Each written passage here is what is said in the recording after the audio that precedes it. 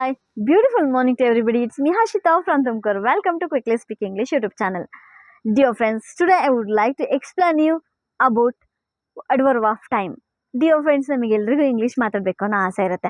But ಏನು ಮಾಡೋದು, ಕೆಲವೊಂದು ಬೇಸಿಕ್ ಸೆಂಟೆನ್ಸ್ನ ಮಾಡೋದಕ್ಕೆ ಬರಲ್ಲ, ಕೆಲವೊಂದು ಬೇಸಿಕ್ ವರ್ಡ್ಸ್ಗಳು ಬರಲ್ಲ. ಸೊ ಅದು ಯಾವುದಪ್ಪ ಅಂತಂದರೆ, ಫಾರ್ ಎಕ್ಸಾಂಪಲ್ ಇವತ್ತು, ನಾಳೆ, ನಾಡಿದ್ದು, ನೆನ್ನೆ, ಮೊನ್ನೆ, ಇದೆಲ್ಲ ಬೇಸಿಕ್ ವರ್ಡ್ಸ್. ಬಟ್ ಕೆಲವೊಬ್ರಿಗೆ ಗೊತ್ತಿರುತ್ತೆ, ಕೆಲವೊಬ್ರಿಗೆ ಗೊತ್ತಿರಲ್ಲ. ಸೊ ಅದಕ್ಕೆ ಇಂದಿನ ಕ್ಲಾಸಲ್ಲಿ ನಾನು ನಿಮ್ಗೆ ಇದನ್ನೆಲ್ಲ ಹೇಳ್ಕೊಡ್ತಾ ಇದ್ದೀನಿ. ಸೊ ಇವತ್ತು ಅಂದರೆ ಟುಡೇ, ನಾಳೆ ಅಂದರೆ ಟುಮಾರೋ, ನಾಡಿದ್ದು ಅಂದರೆ ಡೇ ಆಫ್ಟರ್ ಟುಮಾರೋ, 2 ದಿನದ ನಂತರ ಅಂದರೆ ಆಫ್ಟರ್ 2 days, ಒಂದು ವಾರದ ನಂತರ ಅಂದರೆ ಆಫ್ಟರ್ 1 week, ಒಂದು ತಿಂಗಳಿನ ನಂತರ ಅಂದರೆ ಆಫ್ಟರ್ 1 month, ಹಾಗೆ ಒಂದು ವರ್ಷದ ನಂತರ ಅಂದರೆ ಆಫ್ಟರ್ 1 year, ಹಾಗೆ 10 ವರ್ಷದ ನಂತರ ಅಂದರೆ ಆಫ್ಟರ್ 10 years ಅಂತ ಹೇಳ್ತೀವಿ.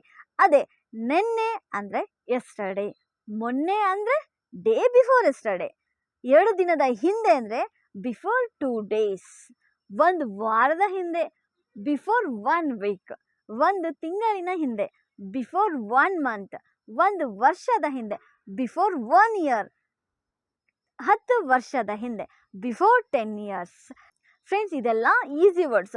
ಕೆಲವೊಬ್ರಿಗೆ ಗೊತ್ತಿರುತ್ತೆ, ಕೆಲವೊಬ್ರಿಗೆ ಗೊತ್ತಿರಲ್ಲ. ಸಪೋಸ್ ನಾವೊಂದು ಎಕ್ಸಾಂಪಲ್ ತಗೋಬೇಕು ಅಂತಂದರೆ, ನೀವು ನಿಮ್ಮ ಫ್ರೆಂಡ್ಸಿಗೆ ಹೇಳಬೇಕು ನಾನು ನಾಳೆ ಕ್ಲಾಸಿಗೆ ಬರಲ್ಲ ಅಂತ. ಸೊ ನಿಮ್ಗೆ ಈಸಿ ಆಗಿದೆ ಇವಾಗ ನಾಳೆ ಅನ್ನೋದು ಏನು ಅಂತ. ಸೊ ಈಸಿಯಾಗಿ tomorrow I will not come to class. For example, ನಾನು 2 ದಿನದ ಹಿಂದೆ ಮೂವಿಗೆ ಹೋಗಿದ್ದೆ, ತುಂಬ ಚೆನ್ನಾಗಿತ್ತು ಅಂತ ನೀವು ಹೇಳಬೇಕು. ಸೊ 2 ದಿನದ ಹಿಂದೆ ಅನ್ನೋದು ನಿಮ್ಗೆ ಇಂಗ್ಲೀಷಲ್ಲಿ ಬರಲ್ಲ, ಅಟ್ಲೀಸ್ಟ್ ಆ ವರ್ಡನ್ನು ಇಂಗ್ಲೀಷ್ನಲ್ಲಿ ಹೇಳ್ಬೋದಲ್ವಾ. 2 days ಬ್ಯಾಕ್ ಮೂವಿಗೆ ಹೋಗಿದ್ದೆ ಅಂತ ಅಲ್ವಾ. ಸೊ ಇದೆಲ್ಲ ಈಸಿ. ಫಸ್ಟ್ ನಾವು ಏನು ಮಾಡಬೇಕಪ್ಪ ಫ್ರೆಂಡ್ಸ್ ಅಂದರೆ, ಮೊದಲು ಸಣ್ಣ ಸಣ್ಣ ಸೆಂಟೆನ್ಸ್ನ ಅಥವಾ ಸಣ್ಣ ಸಣ್ಣ ವರ್ಡ್ಸ್ಗಳನ್ನು ಕಲಿತು ಪರ್ಫೆಕ್ಟ್ ಆಗೋಣ, ಹಾಗೆ ಬೇಗ ಇಂಗ್ಲೀಷ್ನ ಮಾತಾಡೋಣ.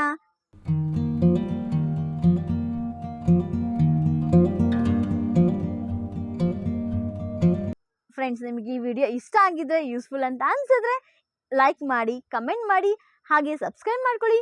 Don't share this video. Thank you. Have a nice day to you all.